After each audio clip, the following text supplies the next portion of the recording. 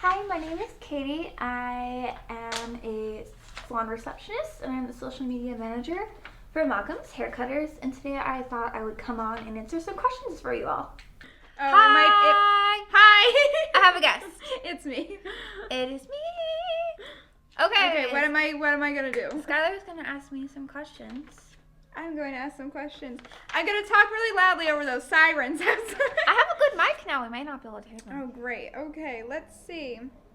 Where should I start? Number one, can you describe a typical day in the life of a salon receptionist? I feel like for me, there is probably no typical day in the life. I mean, the job title stays the same, but I feel like the things I do really vary day to day. I do cleaning and I do answer the phone, but like the types of things that walk in the door are definitely different. And my like job role really is flexible and it changes from like what I need to do. Because I will be, doing social media things some days more often, more heavy-handed, or some other days I'll be doing lots of sweeping and lots of helping hands, Okay, next question. Okay, they're also interesting. I'm just deciding what I want to ask. What are the most important skills needed to be successful in your role? I feel like one of the most important skills of my job is probably flexibility. Like I said, you never know what's going to walk through the door sometimes. Some days you might be doing a curly cut. Some days you might be doing color. And I really it might be all hands on deck. Mm-hmm. And I really have to be okay with just jumping from one thing. So I know Michelle will be calling me from one area. And Skylar needs help over here. And the phone is ringing. And that's okay. Mm-hmm. And I love it. And I thrive in the chaos. And I do really well.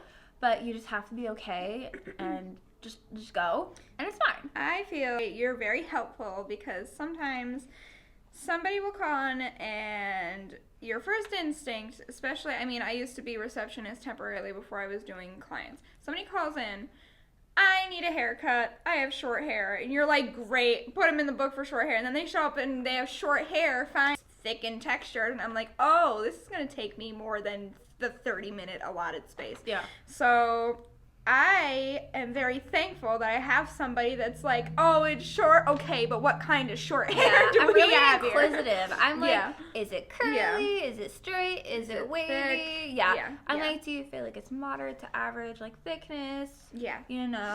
I have somebody that can accurately ask all of the questions that I need to be able to get the service done in a timely fashion. Because I know what it's like when they come in and we're like all feeling like sometimes maybe we're struggling for a time and we're buffering and it's, we do it with a smile and we're so happy to help you.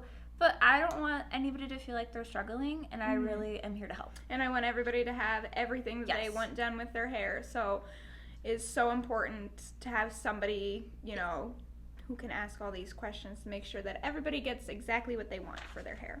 Of course. Clients. I will, number one, assess what the problem is. Is there anything that I can do to solve it? What they're upset about. Hey, say they didn't like their hair. I'll ask them why, what they feel like they didn't like.